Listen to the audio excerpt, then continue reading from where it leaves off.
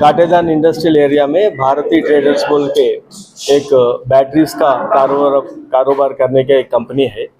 वो कंपनी में 20th के नाइट एक चोरी हुआ बड़ा बोल के इंफॉर्मेशन पे हम लोगों पुलिस पूरा वहाँ गए। 50 लाख कैश, नेट कैश में 50 लाख को चोरी करके गया बोल के कंप्लेंट दिए थे।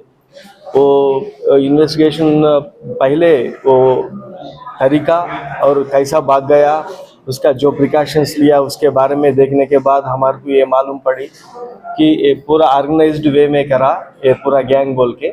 जब CCS शमशाबाद, राजेंद्र नगर, साइबराबाद का क्राइम्स DCP नरसिम्हा सर और मैलारदेवपल्ली इंस्पेक्टर DI सब लोगों मिलके बहुत मेहनत करे थे 10 दिन के लिए।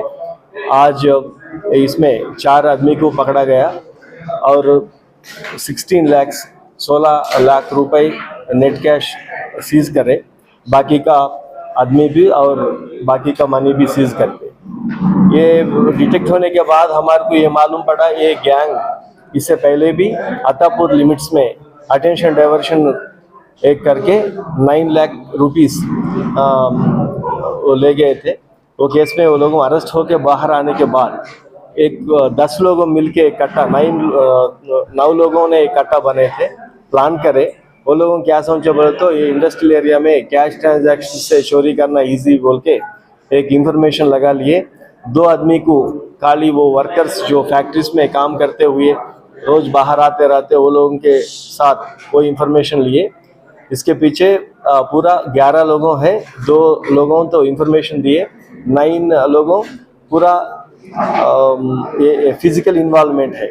वो लोगों ये प्लान करने के बाद जब इंफॉर्मेशन मिला एक कंपनी में 50 लाख आया, एक दिन ना 2 दिन यहीं रहेगा बोल के इंफॉर्मेशन आने के बाद एक मेडिकल शॉप में ब्लैक मास्क से फेस मास्क परचेज करे, हैंड ग्लव्स परचेज करे थे। एक ट्रैवल्स का के पास जाके एक इनोवा हायर के किराए पे ले लिए और 2 मोटरसाइकिल उनका। ये पूरा एक तरीका से प्लान करके ही वो लोगों 2 बजे वहाँ पहुँचे। एक आदमी गेट खोद के अंदर गया था, डोर तोड़ने के बाद, कुफल तोड़ने के बाद सब लोगों अंदर गए थे। 50 लाख रुपए पूरा बीरवा से चोरी करके ले गए थे वो लोगों को। और मॉर्निंग 6 o'clock वो 3 बजे करे, 6:30 को वो इनोवा उसको रिटर्न कर दिए थे। अभी तक वो ट्रैवल्स वाले को भी नहीं मालूम वो गाड़ी इस्तेमाल करा बोल के। वो रातों रात उसमें वो नंबर प्लेट भी बदला के वो कर्नूल का नंबर डाला, वो दूसरा नंबर पे पुलिस को मिसलीड करने के वास्ते ऐसा करे थे वो लोगों। ये ऑर्गेनाइज्ड गैंग है, इससे पहले भी केसेस है इनके ऊपर। अगर पूरा इंक्वायरी करने के बाद और बाकी लोगों को पकड़ने के बाद इस पर PD एक्ट लगाने के कोशिश करते हम लोगों, अगर फिट हुआ तो वो लोगों को। और मैं ये कंपनी वालों को और ये ट्रैवल्स लोगों को मैं अभी ये एक बोलना चाह रहा हूँ। ये अनअकाउंटेड मनी ऐसा 50 लाख 1 करोड़ लाके वहाँ कंपनीज में रखना, उसका सिक्योरिटी नहीं रहता, वहाँ सिक्योरिटी गार्ड भी नहीं रहता, खाली 2 वर्करान जो रात में वहाँ रहते वो लोगों सोते रहते, उसका उतना सिक्योरिटी नहीं बस होती। वो अनअकाउंटेड एक मनी का ट्रांजैक्शन वहाँ बंद कर देना। इसलिए ये केस में 50 लाख भी ये अनअकाउंटेड 2 ही लोगों आके वहाँ रखे ना, इसलिए ये केस भी IT department, income tax department को लिख रहे हैं हम लोगों। अब से ये काटेदान इंडस्ट्रियल एरिया में अगर कोई भी अनअकाउंटेड मनी से ऐसा कारोबार करना है तो हम भी इंफॉर्मेशन रखते हैं, नंबर 1।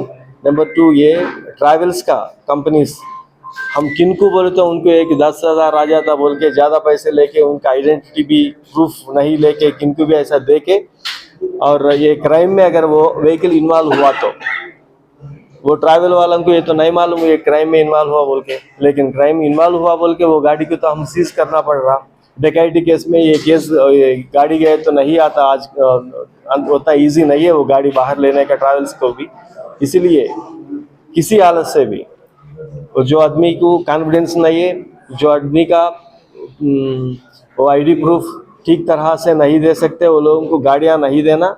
वो क्राइम में इन्वॉल्व हुआ तो वो लोगों का भी तकलीफ उठाना पड़ेगा। इसलिए कंपनी वाले और ट्रैवल्स वाला भी उनका बिजनेस में देख के करना।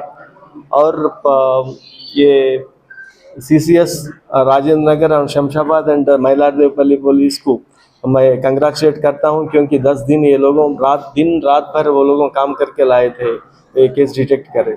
Thank you.